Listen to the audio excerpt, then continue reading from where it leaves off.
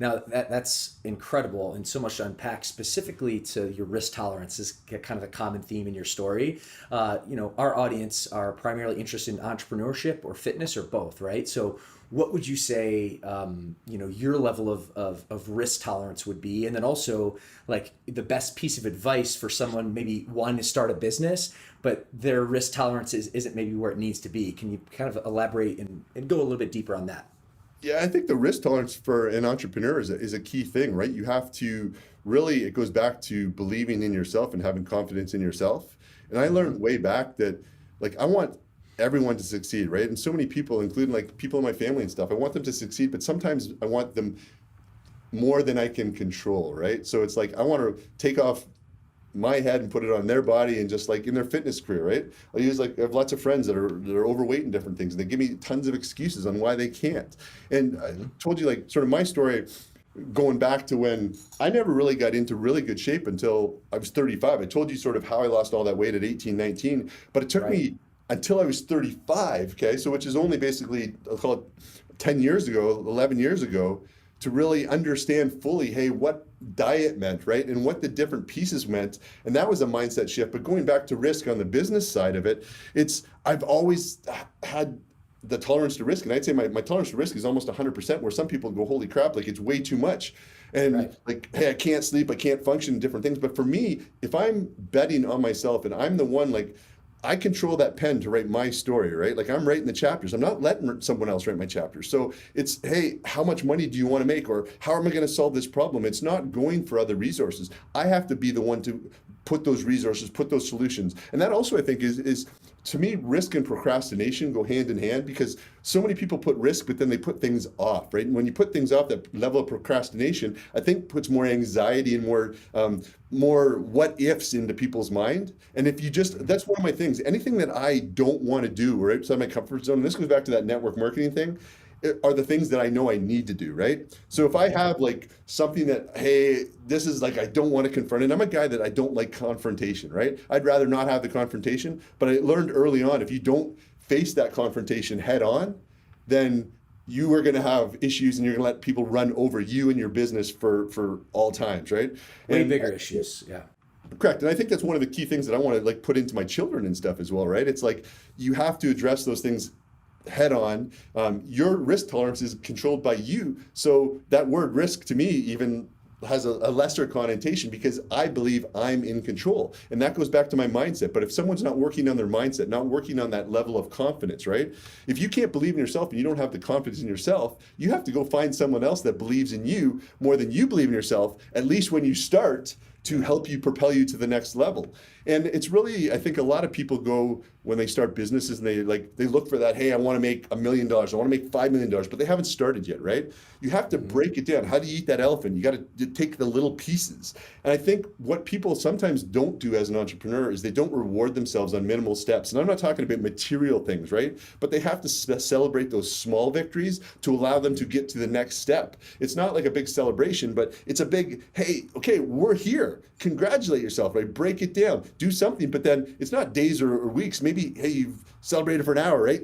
But move on. And then always be looking farther forward. And I think that takes your risk level down. When you look at farther out, not just sort of, that was Canadian, that out, Yeah. but from the standpoint of don't just look at, so I always say to me, risk, let's say for instance, I don't know, the first time ever, this is like a lesson, that I was in business and someone sued me. I was like, what the heck? I like have all this integrity, all this value. I never do anything wrong. And like, what's this guy suing me for, right? And I was like, holy shit, my business is going to go, my reputation, blah, blah, blah. How am I going to handle this? But then I learned and looked way back where, how is this going to affect me 5 minutes from now? How is this going to affect me 5 days from now, 5 years from now? It's not. It's inconsequential, right? I had to address it, put it within this box, and let's get it off.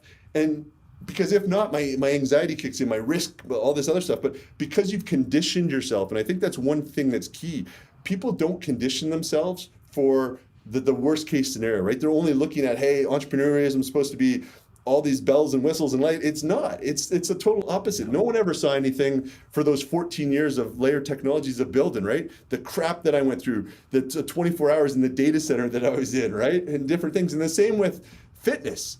Like I'm 46. And people always say, holy crap, you're in awesome shape. Yeah, you're taking all this crap.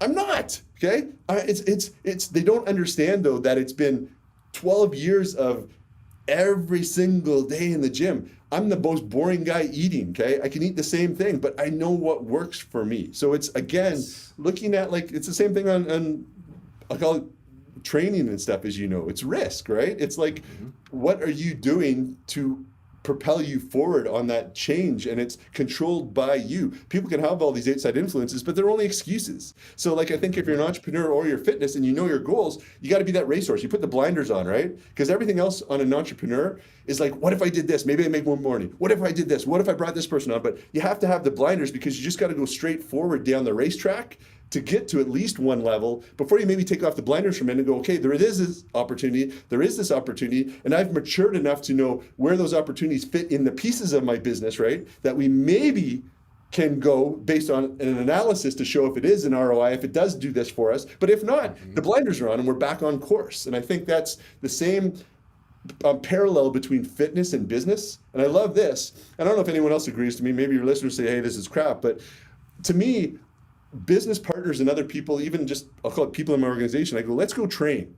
Okay. So before we ever do business or we sign, let's say a joint venture or something, we're going to go train. And I hear that some people go, oh yeah, I used to do this and that 12 years ago and I used to lift this much weight, but oh, you know, I had this injury and stuff. And I already hear the excuses before we get in the gym. Right. Right. And I say, shit, if this is coming out and these excuses are coming out now, I know some of that's going to correlate into when we're in the trenches in business together.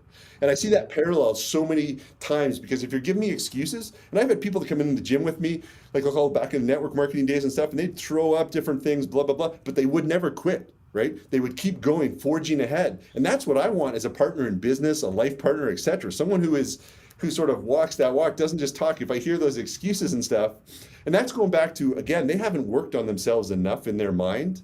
And those excuses penetrate their mind, right? And different things are penetrating their mind. And then they're getting, hey, they want to set themselves up. So just in case something happens, or hey, we're not going to lift this, or they hear we're doing legs, oh, the legs, this and that. It's just, so again, that parallel I've drawn, I love looking at that parallel because I truly believe how someone trains, or if it's MMA or whatever, is a parallel to how they're going to operate in business. And again, that's worked well for me over the years.